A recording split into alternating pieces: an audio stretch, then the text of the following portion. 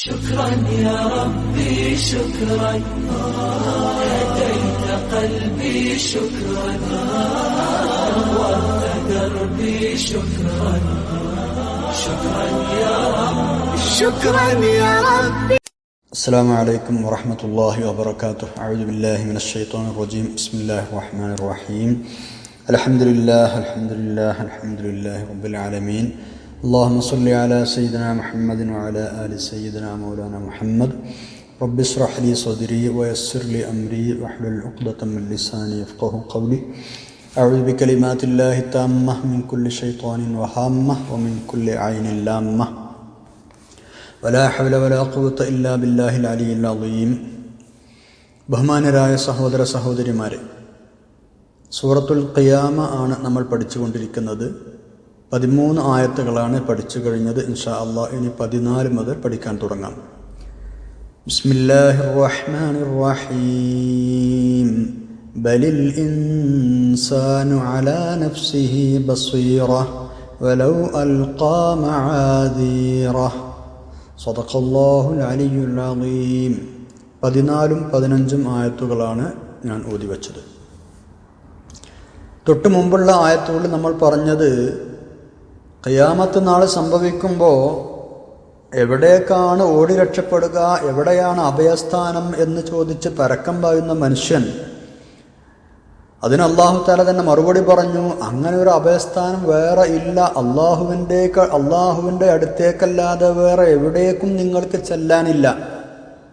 അങ്ങനെ റബ്ബിൻ്റെ അടുത്തേക്ക് ചെല്ലുമ്പോൾ യുനബ്ബഉൽ ഇൻസാനു യൗമഇദിൻ ബിമാ ഖദ്ദമ വഅഖർ, ഇതുവരെ ചെയ്തതും ചെയ്യാതിരുന്നതുമായ കാര്യങ്ങളെ അല്ലാഹു തആല അവന് കൃത്യമായി പറഞ്ഞു കൊടുക്കും. നീ ഇതൊക്കെ അല്ലേ ചെയ്തത് എന്ന് ചോദിച്ചിട്ട്.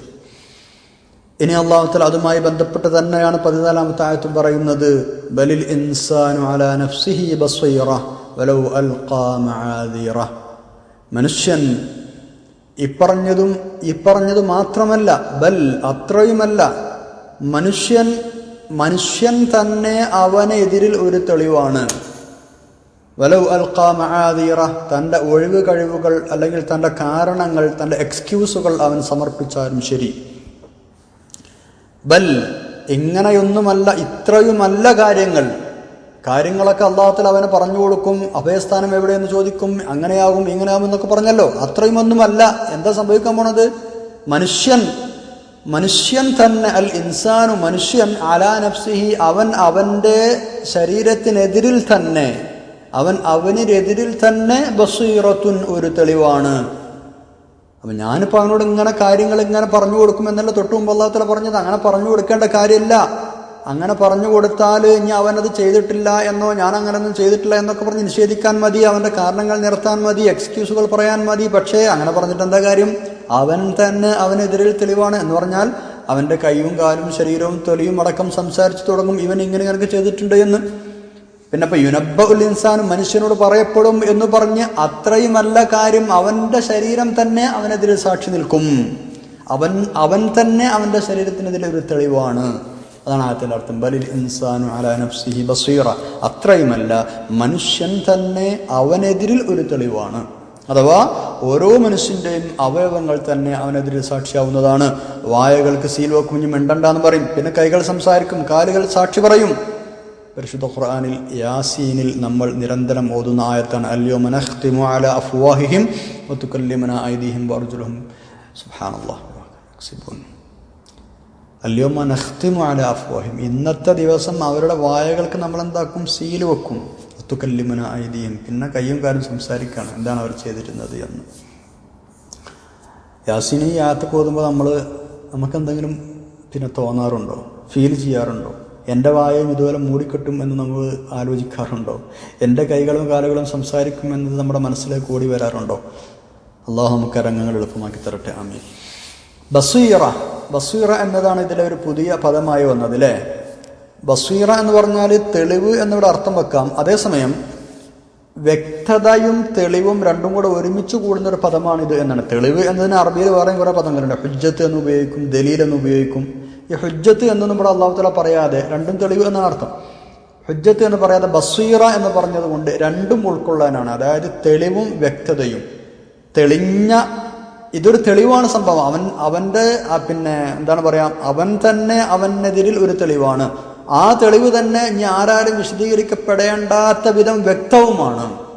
അപ്പോൾ തെളിവാണ്, അതോടൊപ്പം അത് വ്യക്തതയുള്ള തെളിവുമാണ്. ഈ വ്യക്തതയും തെളിവും രണ്ടും പ്രത്യേകമായി ദ്യോതിപ്പിക്കാനാണ് ബസീറത്തുൻ എന്ന പദം അല്ലാഹു തആല ഉപയോഗിച്ചത് എന്ന് മുഫസ്സിരീങ്ങൾ രേഖപ്പെടുത്തുന്നു. ലിഅന്നൽ ബസീറത മുതളമ്മിനത്തുൻ മഅനൽ വുളൂഹി വൽ ഹുജ്ജ. ബസീറത്ത് എന്ന പദം മുതളമ്മിനത്തുൻ, അത് ഉൾക്കൊള്ളുന്നതാണ്, മഅനൽ വുളൂഹി വ്യക്തതയുടെ അർത്ഥവും വൽ ഹുജ്ജത്തി തെളിവിന്റെ അർത്ഥവും. അപ്പോൾ ബലിൽ ഇൻസാനു അലാ നഫ്സിഹി ബസീറ, അവനെതിരിൽ തന്നെ തെളിവാണ്. വലൗ അൽഖാ മആദീറ, തൻ്റെ ഒഴിവ് കഴിവുകൾ അവൻ സമർപ്പിച്ചാലും ശരി. വലൗ അൽഖാ, അവൻ സമർപ്പിച്ചാലും ശരി. എന്ത്? മആദീറഹു, അവൻ്റെ കാരണങ്ങൾ, എക്സ്ക്യൂസുകൾ. അങ്ങനെ ഉണ്ടാവുമല്ലോ. അള്ളാഹുവിന് മുമ്പിൽ ചെന്നിട്ട് ഇതൊക്കെ ചെയ്തല്ല, ഇതങ്ങനെയല്ല, ഇതെങ്ങനെയല്ലെന്ന് വെച്ചുമ്പോൾ റബ്ബേ ഞാനേ ചെയ്തിട്ടില്ല, അല്ലെങ്കിൽ ഇന്നത് കൊണ്ടാണ് ചെയ്തത്, ഞാൻ അങ്ങനെ ഇങ്ങനെ, ഇവൻ എന്നെ പേപ്പിച്ചോ, ഞാൻ മറ്റവൻ്റെ പിന്നാലെ കൂടി, ഇങ്ങനൊക്കെ കാരണങ്ങൾ പറഞ്ഞാലും ശരി, അവൻ തന്നെ അവനെതിരെ സാക്ഷി പറയും എന്ന് പറഞ്ഞാൽ ബാക്കി അവൻ്റെ കൈകളും കാര്യങ്ങളും സംസാരിക്കാൻ തുടങ്ങും എന്നർത്ഥം. സുബ്ഹാനല്ലാഹ്. അൽഖ യുൽഖ എന്നൊക്കെ പറഞ്ഞാൽ, അൽഖ എന്ന് പറഞ്ഞാൽ ശരിക്കും അർത്ഥം ഇട്ടു എന്നാണ്. ഒരു സാധനങ്ങൾ ഇടുന്നതിനാണ് പറയുക അൽഖ എന്ന് പറയാം. പിന്നെ അൽഖൽ ഖുത്ബ എന്ന് പറഞ്ഞാൽ പ്രസംഗിച്ചു എന്നാണ് അർത്ഥം. പ്രസംഗം ഇട്ടു എന്ന് പറഞ്ഞാൽ പ്രസംഗം സമർപ്പിച്ചു, ഒരു സദസ്സിന് മുമ്പേ പ്രസംഗം സമർപ്പിച്ചു എന്നതിനാണ് അൽഖൽ ഖുത്ബ എന്ന് പറയാം. അപ്പോൾ ഇവിടെ വലൗ അൽഖ എന്ന് പറഞ്ഞാൽ സമർപ്പിച്ചാലും ശരി. മആദിറഹു, അവൻ്റെ മഅദിറത്തുകൾ. മആദിർ എന്നത് മഅദിറത്തുൻ എന്നതിൻ്റെ പ്ലൂരലാണ്, കാരണങ്ങൾ, ഒഴിവ് കഴിവുകൾ. പിന്നെ മആദിറഹു എന്നതിന് മറകൾ എന്നും ഒരർത്ഥമുണ്ട്. മആദിർ എന്ന് പറഞ്ഞാൽ അസുതൂർ, പിന്നെ മറകളാണ്. മിഅ്ദാർ എന്നതാണ് അതിൻ്റെ ഏകവചനം. മറകൾ എന്നൊരർത്ഥം അതിനുണ്ട്. നമ്മൾ നേരത്തെ പറഞ്ഞ കാരണങ്ങൾ എന്ന അർത്ഥമുണ്ട്. അപ്പം മറകൾ എന്നാണ് അർത്ഥം എന്ന് വെക്കുമ്പോൾ ഈ ആയത്തിന് അർത്ഥം വെക്കുക വഇൻ അർഖാ സത്രഹു, ഐ എന്ന് പറഞ്ഞാൽ അവൻ ചെയ്ത അമലുകൾ പിന്നെ മറച്ചു വെക്കാൻ അവൻ ശ്രമിച്ചാലും ശരി, അവൻ്റെ ശരീരം അവനെതിരിൽ പിന്നെ തെളിവ് ആയിട്ട് വരും. അതല്ലെങ്കിൽ എന്താണ് പറയുക, അവനെതിരിൽ സാക്ഷി പറയും. അവൻ ചെയ്ത തെറ്റുകൾ അവനെ മറച്ചു വെക്കാൻ ശ്രമിച്ചാലും ശരി എന്ന് പറഞ്ഞാൽ ഞാനൊന്നും ചെയ്തിട്ടില്ല എന്ന് പറഞ്ഞാൽ അതന്നെയല്ല മറച്ചു വെക്കാന്ന് പറഞ്ഞാൽ. അപ്പോൾ രണ്ടായാലും അർത്ഥം ശരിയാണ്. കാരണങ്ങൾ സമർപ്പിച്ചാലും ശരി, ഇനി മറകൾ അവൻ്റെ മറകളിട്ടാലും ശരി എന്ന് പറഞ്ഞാൽ ആ തെറ്റുകൾക്ക് മുമ്പിൽ അവനൊരു മറകളിട്ടാലും ശരി. രണ്ടർത്ഥം മുഫസ്സിരീങ്ങൾ പറഞ്ഞിട്ടുണ്ട്.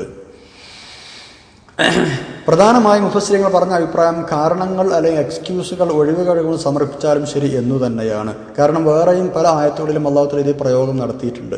സൂറത്ത് ഗാഫിറിലെ 52 കാണാം, യൗമ ലാ യൻഫഉ ളാലിമീന മഅദിറതുഹും, അക്രമികരായ ആളുകൾക്ക് അവരുടെ കാരണം ബോധിപ്പിക്കലൊന്നും ഉപകരിക്കാത്തൊരു ദിവസം. അവിടെയും മഅദിറത്ത് എന്ന് ഈ അർത്ഥത്തിലാണ് ഉപയോഗിച്ചത്.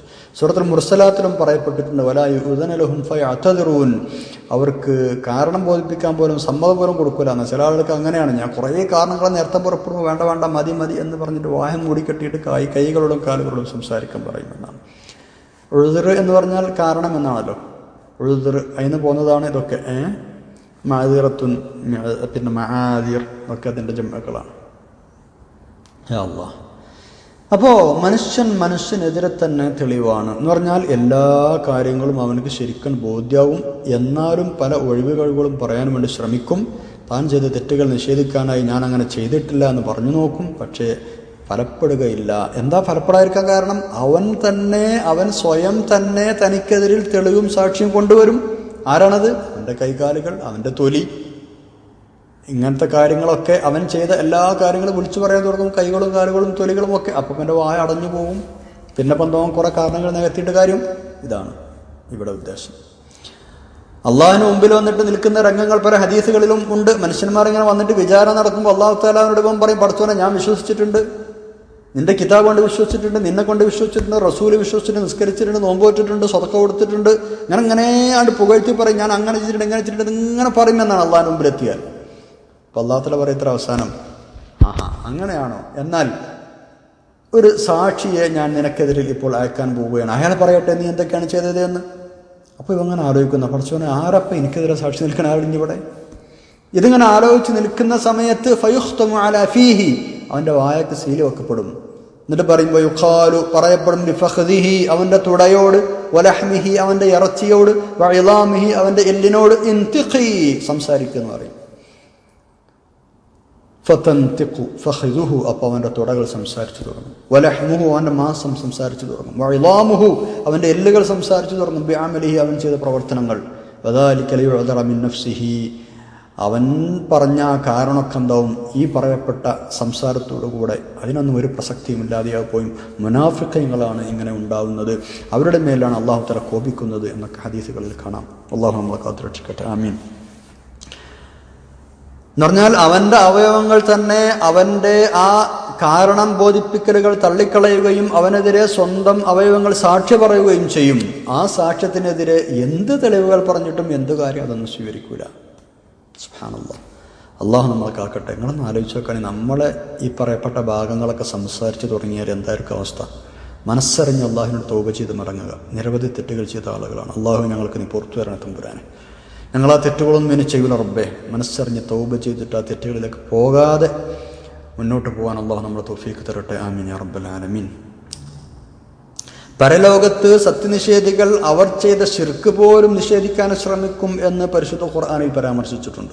ശിർക്ക് പോലും നിഷേധിക്കാൻ ശ്രമിക്കുന്നു. എല്ലാ തെറ്റുകളും നിഷേധിക്കാൻ ശ്രമിക്കും. ശിർക്ക് പോലും ഞങ്ങൾ അങ്ങനെ ശിർക്കേ ചെയ്തിട്ടില്ല എന്ന് പറയും. അങ്ങനെ രക്ഷപ്പെട്ട് കിട്ടാനായി സൂറത്തുൽ അൻആമിലെ 23 അല്ലാഹു തആല പറയുന്നുണ്ട്, വല്ലാഹി റബ്ബിനാ മാ കുന്നാ മുശ്രിക്കീൻ, പടച്ചോനെ സത്യം ഞങ്ങൾ ശിർക്ക് ചെയ്തിട്ടില്ല. മുനാഫിഖീങ്ങളായ ആളുകളും ഇതേവരെ നിഷേധിക്കുമെന്നാണ്. സുബ്ഹാനല്ലാഹ്. ഫയഹ്ലിഫൂന ലഹു കമാ യഹ്ലിഫൂന ലക്കും യൗമ യബ്അസുഹുമുല്ലാഹു ജമീഅൻ ഫയഹ്ലിഫൂന ലഹു കമാ യഹ്ലിഫൂന ലക്കും. സൂറത്തുൽ മുജാദിലയിലെ 18-ാമത്തെ ആയത്താണ്. അവരെയൊക്കെ അല്ലാഹു തആല പുനർജനിപ്പിക്കുന്ന നാളിൽ നിങ്ങളോടെന്ന പോലെ അവനോടും അവർ ശപഥം ചെയ്തു പറയും. എന്താണ് ശപഥം ചെയ്തു പറയാ? ഞങ്ങൾ അങ്ങനെയൊന്നും ചെയ്തിട്ടില്ല, ഞങ്ങൾ നല്ല സൗഹാർദ്ദത്തിൽ മുസ്ലിങ്ങളോടും ഇവരോടൊക്കെ നല്ല മട്ടത്ത് തന്നെ ആയിരുന്നു, ഞങ്ങൾ ഒരിക്കലും ഇസ്ലാമിനെ തിരിഞ്ഞിട്ടില്ല, മുശ്രിക്കുകളായിട്ടില്ല, മുനാഫിക്കുകളായിട്ടില്ല, അങ്ങനെ പറഞ്ഞുകൊണ്ടിരിക്കുന്നതാണ്. ദുനിയാവിൽ അവർ സ്വന്തക്കാരായ ആളുകളോട് സത്യം ചെയ്ത് പറയുന്നത് പോലെ അവർ ആഖിറത്തിലും അല്ലാഹുവിന്റെ സത്യം ചെയ്യുന്നു. ഈ മുനാഫിക്കുകൾക്ക് അങ്ങനെ ഒരു പരിപാടി ഉണ്ടായിരുന്നില്ല ദുനിയാവിൽ. എന്താണ്? മുഅ്മിനീങ്ങൾ ആളടുത്തേക്ക് പോയാലും ഞങ്ങളെ കുഴപ്പം തന്നെ കേട്ടോ എന്ന് പറയും, സത്യം ചെയ്ത് പറയും. മുശ്രിക്കുകളുടെ അടുത്തേക്ക് പോയാലോ ഞങ്ങളെ കുഴപ്പം തന്നെയാണ് അവരോട് സത്യം ചെയ്ത് പറയും. ഇതേപോലെ അള്ളാഹിന്റെ അടുക്കൽ ചെല്ലുമ്പോഴും സത്യം ചെയ്യുമെന്നാണ്. അള്ളാഹുവിന്റെ ശാപങ്ങൾക്ക് അല്ലെങ്കിൽ കോപത്തിനൊക്കെ വിധേയമായ യഹൂദികളുമായി വലിയ കൂട്ടുകെട്ടിലും സ്നേഹത്തിലുമായിരുന്നു ആര്? മുനാഫിഖീങ്ങളായ ആളുകൾ. മദീനയിലെ സംഭവങ്ങളൊക്കെ നമുക്കറിയാലോ. ഇസ്ലാമിനോടും മുസ്ലിങ്ങളോടുമുള്ള അടങ്ങാത്ത വിരോധം ഇത് മാത്രമായിരുന്നു ജൂതന്മാരോട് അടുക്കാൻ അവരെ പ്രേരിപ്പിച്ചത്. പക്ഷേ വാസ്തവത്തിൽ ഒരു യഹൂദികളോ അല്ല മുസ്ലിങ്ങളോ അല്ല. ഞങ്ങൾ എന്താണ് എന്ന ആ അവസ്ഥ മറച്ചു വെച്ച് മുഅ്മിനീങ്ങളുടെ അടുത്ത് ചെല്ലുമ്പോൾ പറയും ഞങ്ങൾ നിങ്ങളൊപ്പാണ് സത്യം, യഹൂദികളുടെ അടുത്ത് ചെല്ലുമ്പോൾ പറയും ഞങ്ങൾ നിങ്ങളൊപ്പാണ് സത്യം. അവർ രണ്ടു കൂട്ടർ ഒപ്പില്ല. മുസ്ലിങ്ങളോടുള്ള ദേഷ്യം കൊണ്ട് യഹൂദികളോട് പോയി കൂട്ടുകൂടും. മുഅ്മിനീങ്ങളുടെ അടുത്ത് വരുമ്പോൾ ഇങ്ങനെ സത്യം ചെയ്ത് പറയുമ്പോൾ പാവങ്ങളായ മുഅ്മിനീങ്ങൾ അത് കേട്ട് വിശ്വസിച്ച് അവരെ കൂടെ നിർത്തും, അതിൽ വഞ്ചിതരാവും.